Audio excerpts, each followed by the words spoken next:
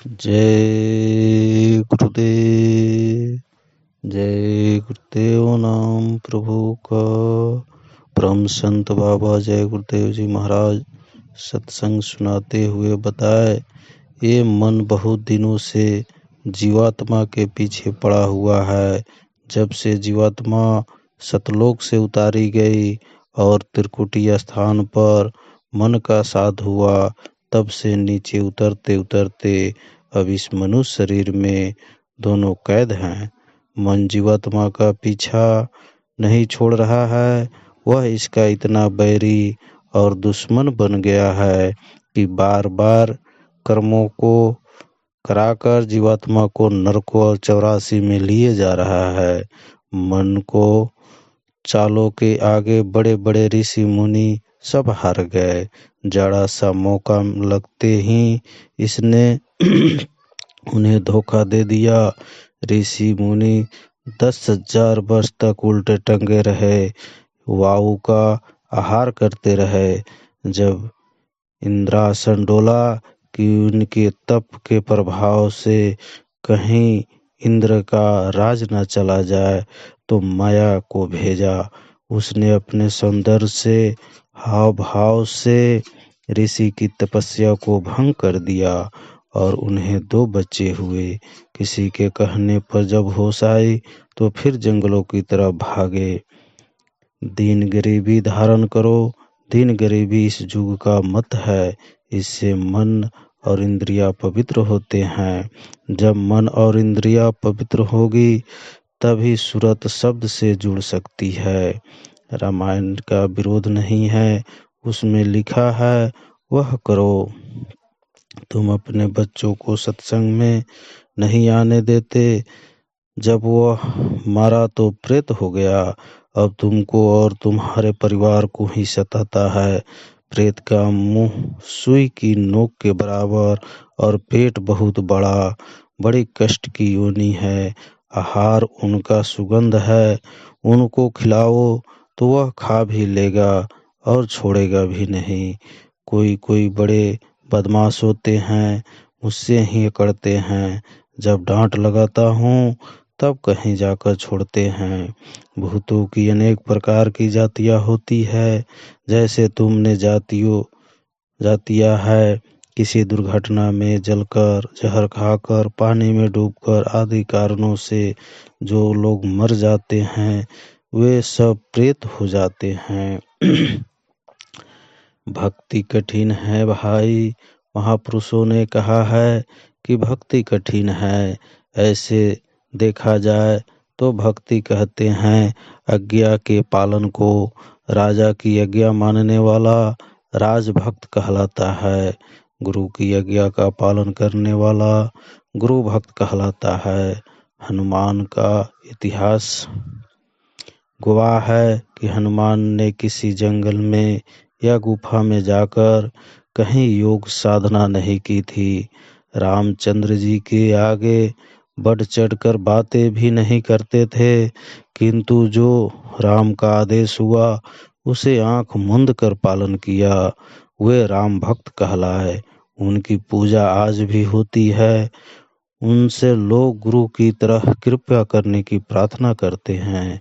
इससे ऐसा लगता है कि गुरु की कृपा सर्वोपरि है, और है भी। मेरे मन में विचार आता है कि क्या गुरु की आज्ञा ही इतनी कठिन होती है जिसे मानना कठिन है। पर किसी गुरु ने ऐसी आज्ञा कभी नहीं दी है शिष्यों को जिससे वे मानने में अक्षम हो। फिर भक्ति कठिन क्यों?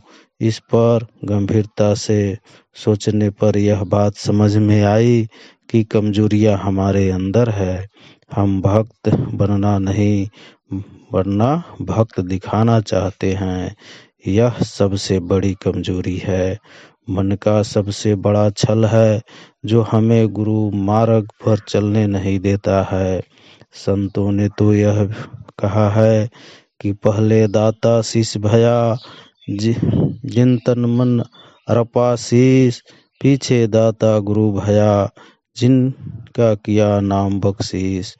जो गुरु सच्चा है, सतगुरु है, वह तो बहुत ही सरल और भोले स्वभाव का, सबका भला चाहने वाला होता है, सबके दुखों को दूर करने वाला होता है। उनकी भक्ति इतनी कठिन कैसे हो सकती है? पर कठिन है क्योंकि कमियां हमारे अंदर है। मन चंचल है, चित्त चंचल है, बुद्धि डावाडोल रहती है, विचारों में स्थिरता नहीं है, आदतें छूटती नहीं है, स्वभाव बदलता नहीं है। हमारे ही विकारी स्वभाव और आदत भक्ति नहीं करने देते। बाबा जी ने कहा, जब महापुरुष आवाज लगाते हैं तो मानो देहधारी रूहों में एक हिलोर उठती है। लोग दौड़ पड़ते हैं, सत्संग में सुनते हैं, समझते हैं, सच्चाइयों को स्वीकारते हैं, पर फिर अपनी आदतों से, स्वभाव से, विचारों से विवश होकर भटक जाते हैं। हमारी ही कमजोर भावनाओं को काल माया अपना मोहरा बनाकर हमें गिरा देती है, भक्ति मार्ग से दूर कर देती है। बाबा जय गुरुदेव जी ने कहा कि स्वभाव तो बदलता ही होगा, बुरी आदतों को तो छोड़ना ही होगा। परमार्थ के रास्ते पर चलने के लिए बाबा जी ने यह भी कहा कि हमारा रास्ता सीधा है, जो सीधा चलेगा वह पार उतर जाएगा, जो उछल कूद करेगा वह गिरेगा।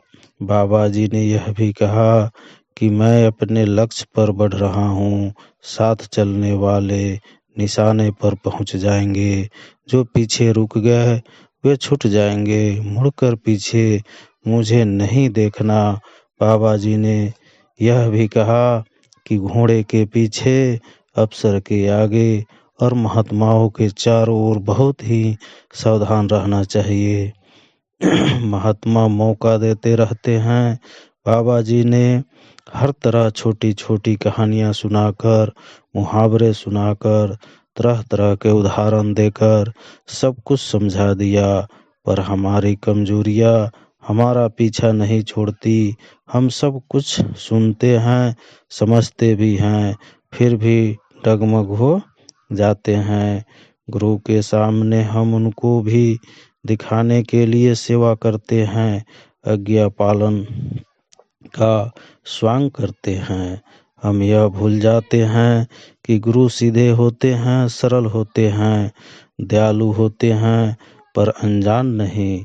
लोग भले ही हमारी भक्ति का, हमारी सेवा का, हमारे आज्ञा पालने के स्वांग की दाद दे, पर गुरु सब कुछ समझते हुए भी हमें यह मौका देते हैं कि हम सुधर जाए, अच्छी आदतों को अपना ले, अच्छा स्वभाव हो, थोड़ी ही हो पर सच्ची भक्ति हो।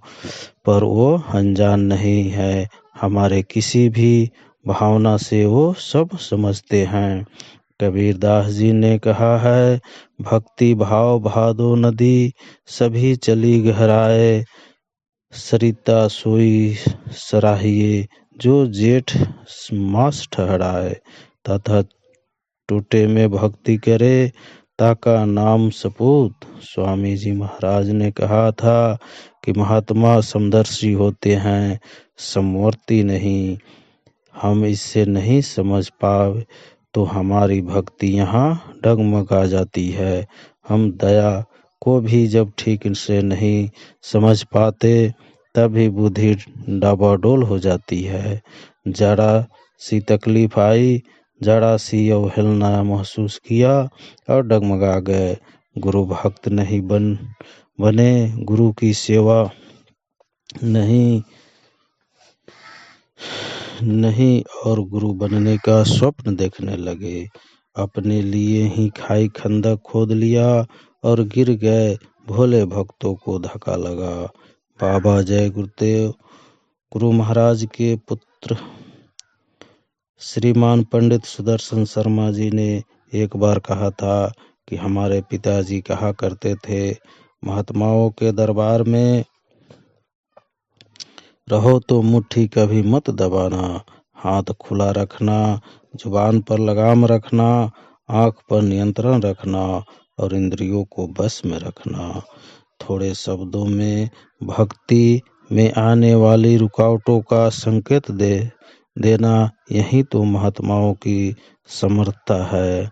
संतों ने दया करके परीक्षा लेना छोड़ दिया। बाबा जय गुरुदेव ने कहा था कि जब जीवों को उठाना ही है तो किस बात की कसौटी।